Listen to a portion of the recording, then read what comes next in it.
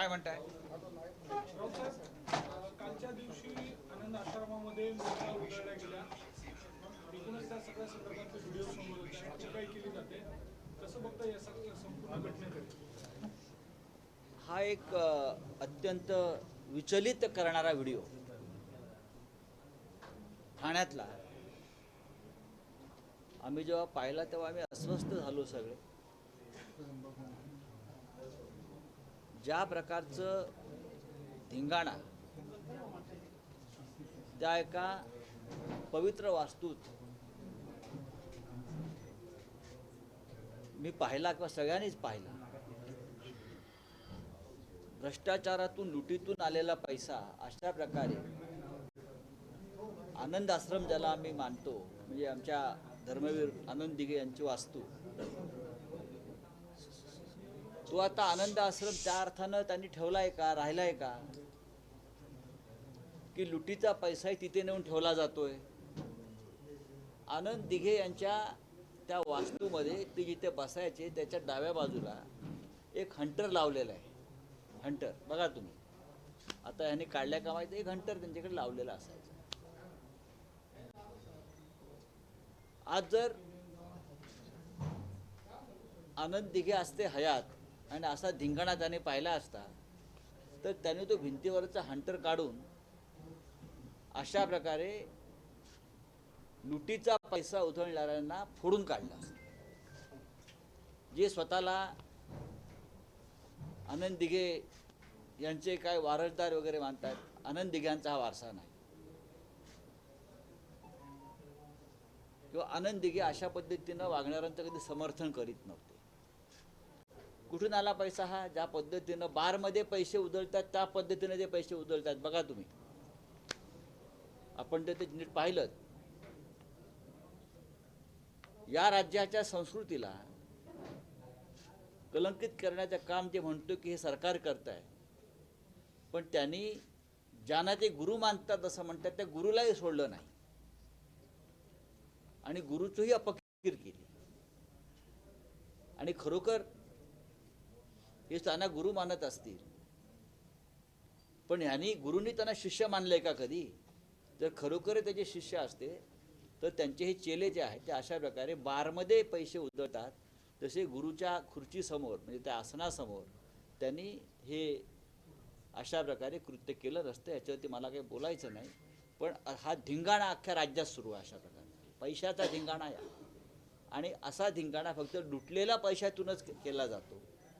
कष्टाच्या पैशातून अशा प्रकारे प्रत्येक ठिकाणी, सार्वजनिक ठिकाणी, धार्मिक ठिकाणी, पवित्र ठिकाणी असे पैसे उडवले जात नाहीत. खरं म्हणजे यांची चौकशी केली पाहिजे. हे पैसे उडवणारे कोण आहेत, हा पैसा आला कुठून इतका? आणि माननीय आनंद दिघे यांच्या वास्तूमध्ये हा धिंगाणा सुरू आहे. ह्याच्यावरती त्यांचे काय स्वतःला चेले वगैरे मानतायत, राज्याचे मुख्यमंत्री असतील किंवा त्यांचे तिकडले कोणी इतर लोक असतील, त्यांनी त्याच्यावरती भाष्य केलं पाहिजे, मग आम्ही बोलू. त्यांना मान्य आहे का ही त्यांची संस्कृती आहे? मी परत सांगतो, दिघे साहेबांच्या भिंतीवरचा हंटर आहे ना, आज तो खाली निघाला असता, दिघे साहेब असते आणि फोडून काढला असतं एकेकाला. राऊत साहेब, अजित पवारांनी निवडणूक आयोगाचे नियम डावलून खेडमध्ये, पुण्यामध्ये निवडणूक ईव्हीएम प्रचाराचा शुभारंभ केलेला आहे आणि या प्रकरणी आता जिल्हाधिकाऱ्यांनी तहसीलदारांवर कारवाईची नोटीस बजावलेली आहे. तहसीलदारावरती कशी काय कारवाई केली? ज्यांनी नियम बाह्य वर्तन केलं आहे, जे डेप्युटी सीएम आहेत म्हणून त्यांच्यावर कारवाई करत नाही का? आमच्यावर तुम्ही कारवाई करता ना, विरोधकांवर. मग निवडणूक आयोगानं आचारसंहिता, नियम या सगळ्याचं पालन करून ज्याने हा गुन्हा केलेला आहे त्याच्यावर कारवाई करायला हवी.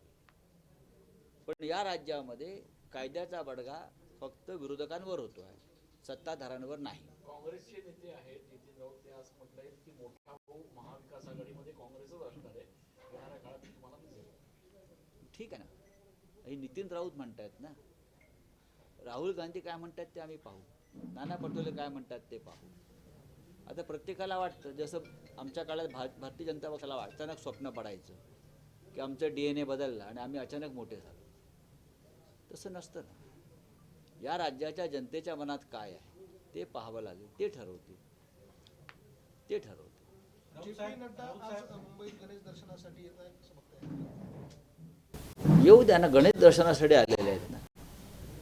जे पी नड्डा आले आणि गेले, आम्ही दखल कशा करता घ्यायची? त्यांच्या पक्षाचे लोक घेतील. नाही साहेब, पण गृहमंत्री आले, बाप्पाचं दर्शन घेतलं, आता नड्डा येत आहेत, तुम्ही घेतलं की नाही गणरायाचं दर्शन? बघा, मुंबई किंवा महाराष्ट्रामध्ये गणरायाचं आगमन हे आमच्यासाठी कायम आनंदाची गोष्ट असते. मुंबईतला गणेशोत्सव हा जगात प्रसिद्ध आहे. गृहमंत्री आले आणि लालबागच्या राजाचं दर्शन घ्यायला खास करून आले, तो आम्ही असं म्हणालो होतो की लालबागचं राजाचं ते भव्य असं वैभव, प्रतिष्ठा आणि श्रीमंती पाहून त्यांना वाटलं असेल लालबागचा राजाही गुजरातला घेऊन जावा. आम्हाला भीती वाटते त्या क्षणी की मुंबईतले सगळे वैभव, श्रीमंती ते गुजरातला नेत आहेत, लालबागच्या राजाला तरी सोडतात की नाही. कारण एक दिवसापूर्वी त्यांना 20 कोटीचा मुकुट सोन्याचा घातला होता. त्यांचं वैभव डोळे दिपवणारं असतं त्या राजाचं. त्याच्यामुळे ह्यांना वाटू शकतं की हे वैभव जे मुंबईचं आहे, लालबागचा राजा, ते गुजरातला न्यावं. महाराष्ट्रामध्ये 10 ते 15 जागा येतील की नाही गॅरंटी नाही, आणि तिकडे संजय राऊत असं म्हणताय की मुख्यमंत्री उद्धव ठाकरे असं कोण म्हणतंय? संजय शिरसाट म्हणताय. कोण हे? त्यांना म्हणा तुम्ही निवडून या.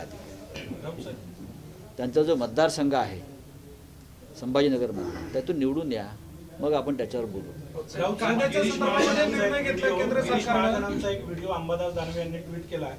गिरीश महाजन गावात गेल्यानंतर लोकांनी प्रश्न विचारायला सुरुवात केल्यानंतर त्यांना मोटरसायकलवर पळून जावं लागलं होतं. हे सरकारला, संपूर्ण सरकारलाच एक दिवस या राज्यातून पळून जायची वेळ येणार.